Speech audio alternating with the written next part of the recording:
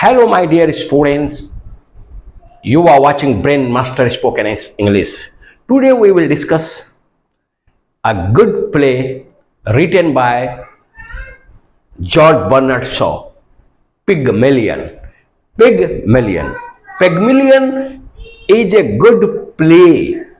Now I am going through the first act. मैं पहले act को पढ़ा रहा हूं.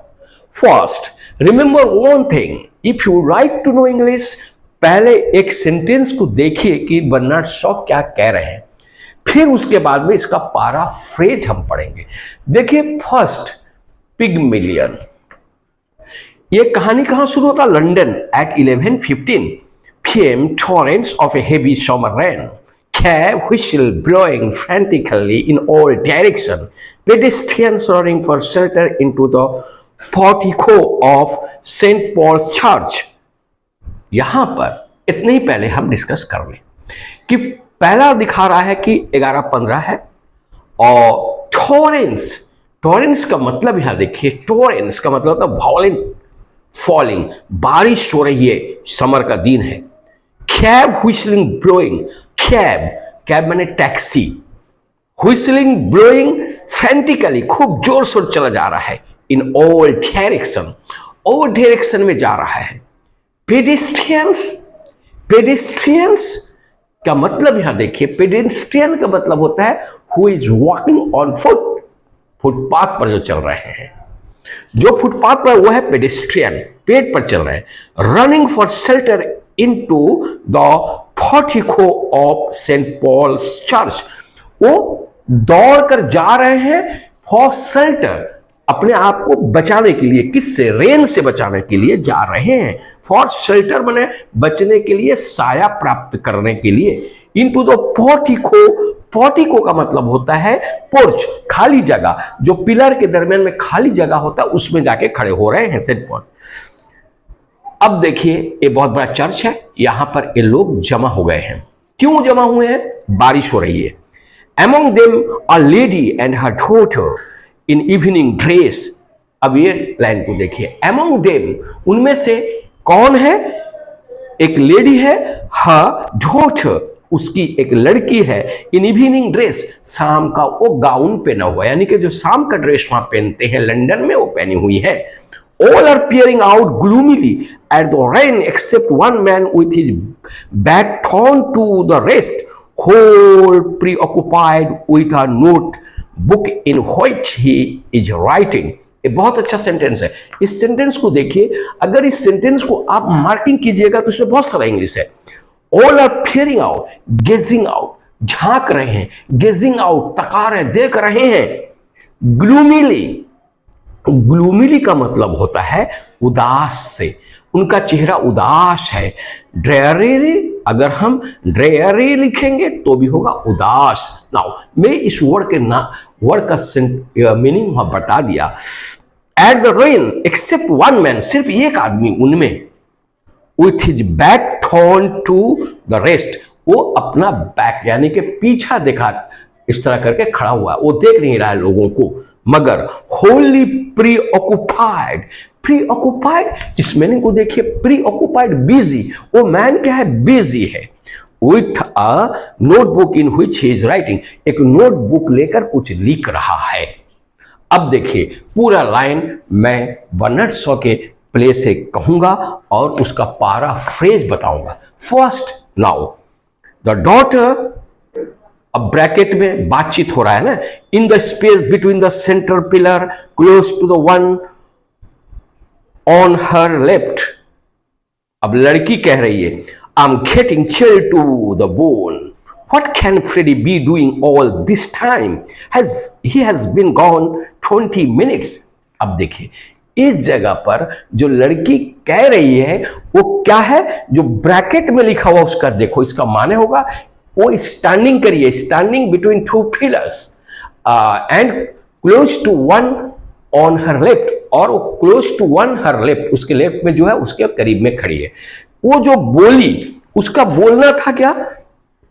आई am getting chill to the bone. यहां पर पैराफ्रेज में कहा जाएगा, I am feeling too cold. यहां पर वो ओरिजिनल टेक्स्ट है, ये जो नीचे टेक्स्ट लिख रहा हूं वो डॉटर कह रही है कि I am feeling too cold, what Freddy has been doing for such a long time. लेकिन देखिए यहां पर एक बात अच्छे ढंग से देखिए कि वो कह रही है व्हाट कैन फ्रीडी बी डूइंग, और यहां पर मैं कह रहा हूं कि इस तरह what Freddy has been doing, ये राइट सेंटेंस है for such a long time, इतना देर से वो क्या कर रहा है, यानी कि उसका भाई फ्रीडी गया हुआ था क्या लाने, फ्रीडी टैक्सी लाने गया हुआ था।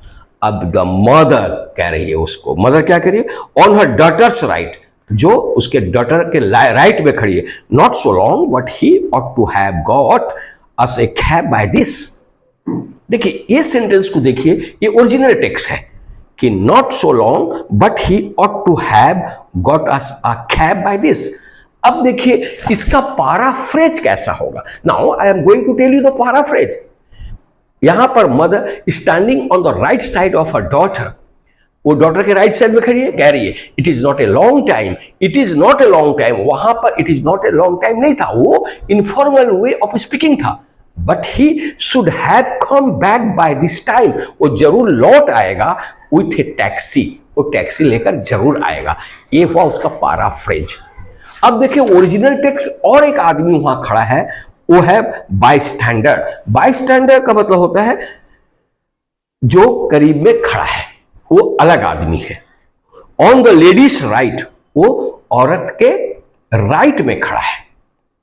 अब यहां पर राइट सेंटेंस देखिए, बर्नार्ड शॉ लिख रहे हैं, he won't get no cab not until 11:30 Messrs when they came back after dropping their theater fares। बहुत अच्छा बात देखिए, यहां पर बायस्टैंड जो कह रहा है he won't get no cab not until 1/2। अब इसका पैराफ्रेज फिर मैं लिख रहा हूं, ए बायस्टैंडर वो क्या कर रहा है, standing on the lady's right. अब वो कह रहा है he will not manage to get carriage, यहां पर कैब नहीं बोल रहा हूं मैं, कैरेज टिल 1/2, नहीं आ पाएगा 1/2 तक, वो टैक्सी नहीं लेकर आएगा 7:30 तक। मैडम वो वहां करा मेसर्स, मेसर्स का मतलब होता है मैडम, यहां पर madam when they will be available after rush of theater goers going back home in hour in is over। तो यहां वो कह रहा है कि देखिए 7:30 बजे तक वो कोई टैक्सी लेकर नहीं आ पाएगा madam, they will be available, वहां पर टैक्सी मिलेंगे after rush of the theatre goers, जो थिएटर जाते हैं यानी कि जो थिएटर देखने जाते हैं, गोइंग बैक जब वो लौटेंगे होम इन इज ओवर, जब वो खत्म हो जाएगा थिएटर तब वो उसके बाद में आ सकता है। देखिए इसको हम कहते हैं paraphrase. Next the mother, original text क्या कह रही है, but we must have a cab, we can't stand here until 11:30, it's too bad. बहुत अच्छा कहिए, मदर के कह रही है कि but we must have a cab. अब यहां पर the paraphrase the mother, however we must have one, the weather is too bad, हमें तो एक मिल जाना चाहिए था, बैड टू स्टैंड हियर, यहां खड़ा होना हमारे लिए अच्छा नहीं है, to stand here, maximum we can wait till 7:30, maximum ज्यादा से ज्यादा हम 7:30 तक इंतजार करेंगे। लेकिन ओरिजिनल टेक्स्ट में क्या था, ऊपर देखिए, ऊपर में लिखा हुआ है we can stand here until 11:30, it's too bad.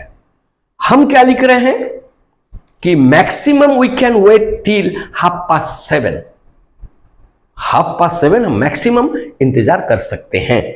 फिर जो बायस्टैंडर वहां खड़ा था, ओरिजिनल टेक्स्ट में कह रहा है well it is not my fault Mrs, यहां पर वो कह रहा है it is not my fault message, यहां पर वो बायस्टैंडर कह रहा है। फिर देखिए पैराफ्रेज में मैं बोल रहा हूं well it is not my fault madam, ये मेरा फॉल्ट नहीं है मैडम, बारिश तो हो रही है। द डॉटर, अब डॉटर कह रही है if Freddy has a bit of a gumption he would have got one at the theatre door. यहां पर बहुत अच्छा कह रही है, if Freddy had a bit of gumption he would have got one at the theatre door. यहां पर ये जो वर्ड आया देखिए गॉब्सन, गॉब्सन का माने होता है कि कॉमन सेंस। अगर फ्रेडी का कॉमन सेंस होता ही would have got one at the theatre door, वो थिएटर के डोर के पास से जाके हमारे लिए टैक्सी लेकर आता। अब देखिए दोनों तरफ से आप देखिए, पहला ओरिजिनल टेक्स्ट, उसका मैं बता रहा हूं क्या कि उसका पाराफ्रेज। इसका अगर पाराफ्रेज किया जाए इस तरह होगा, पाराफ्रेज अगर किया जाए, if Freddy was little bit initiative he would have manage one from somewhere near a theatre house. वो जाकर कहीं पर मैनेज करके लेकर आता, ये हुआ। Next the mother, what could he have done poor boy. वो क्या करता होगा पुअर बॉय, ये ओरिजिनल टेक्स्ट है। What could he have done poor boys, वह क्या करता होगा अब तक। अगर इसका पैराफ्रेज देखा जाएगा, what he could have done, he is a poor chap, he is a poor chap. Two ways you are now learning English, my dear, you follow it. इसको follow करिए। Next, the daughter, other people get cabs, why couldn't he? अब वो कह रही है, ये original text है, इसका paraphrase, if other people can manage, then why couldn't he? यहां पर बहुत अच्छा है कि अगर दूसरे लोग मैनेज कर पा रहे हैं तो वो क्यों नहीं मैनेज कर पाएगा। अब समझ गए कि first I am telling you the original text, जो डायरेक्ट लिख रहे हैं कौन, it is written by JB Shaw, George Bernard Shaw लिख रहे हैं, लेकिन उसके साथ में पैराफ्रेज में कर रहा हूं क्योंकि आप उसको समझ जाएंगे। इन सब लाइन को आप एक एक करके देखिएगा कि how they are expressing themselves and how we expressing it. हम किस तरह इसको एक्सप्रेस कर रहे हैं और वो जो इंग्लिश मैन है वो किस तरह इसको एक्सप्रेस कर रहे हैं इन लंदन में। Now it is not the way that I can say you, actually this is the most important and very interesting story, but in the first chapter, in the first scene, उन्होंने इस तरह एक scene लिया है। I hope that you have understood it and you will learn both original text and the paraphrase.